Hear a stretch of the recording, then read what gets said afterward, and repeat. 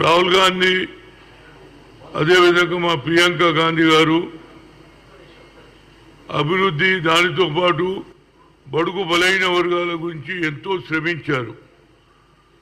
గాంధీ కుటుంబం త్యాగాలకు ఎన్నటికీ మర్చిపోరు. వైనాడ్ నుంచి ప్రియాంక గాంధీ పోటీ చేస్తే పెద్ద ఎత్తున విజయం సాధిస్తుంది. సామాజిక న్యాయం ప్రధాన ఎజెండాగా కాంగ్రెస్ పార్టీ మేనిఫెస్టోలో పెట్టింది. అదేవిధంగా ఇవాళ చంద్రబాబు నాయుడు తన మంత్రివర్గంలో బీసీలకు 8 మంది పదవులు ఇవ్వడం జరిగింది. దీనికి నేను స్వాగతం పలుకుతున్నా. ఎందుకంటే ఓబీసీ ఎంపీస్ కన్వీనియర్గా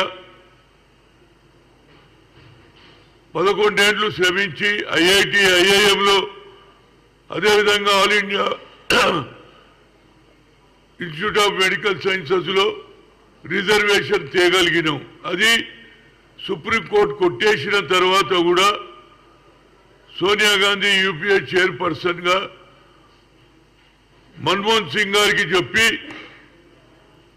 ఆ బిల్లు పెట్టడం వల్ల ఇలా కొన్ని వేల సంఖ్యలో మహిళలు కానీ యువకులు కానీ ఈనాడు జీతాలు సంపాదిస్తున్నారు 1,00,000 పైన. అదేవిధంగా All India Institute of Medical సైన్సెస్లో డాక్టర్లు కూడా అయ్యారు.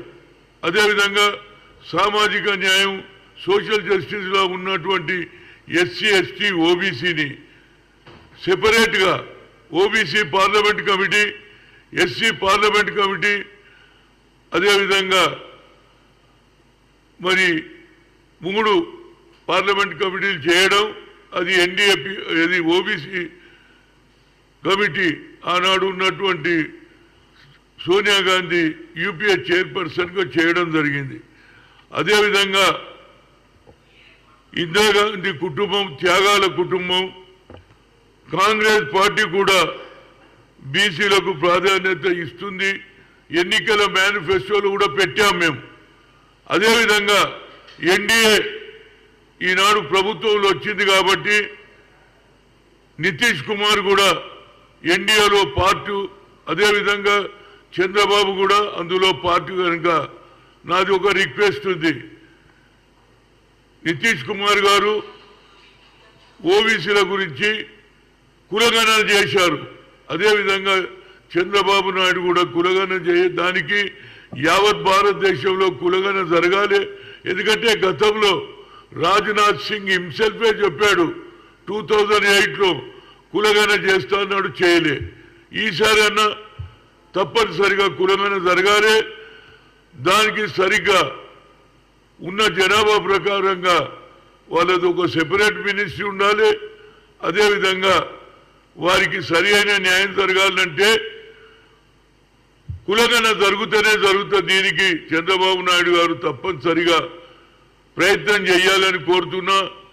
అదేవిధంగా చంద్రబాబు నాయుడు యువజన ఎన్ఎస్ఏలోకి వెళ్ళి యూత్ కాంగ్రెస్ నుంచి అంచెలంచెలుగా 4వసారి ముఖ్యమంత్రి కావడం, గతంలో 2-3 సార్లు అయ్యాడు, ఇప్పుడు 4వసారి అయ్యాడు.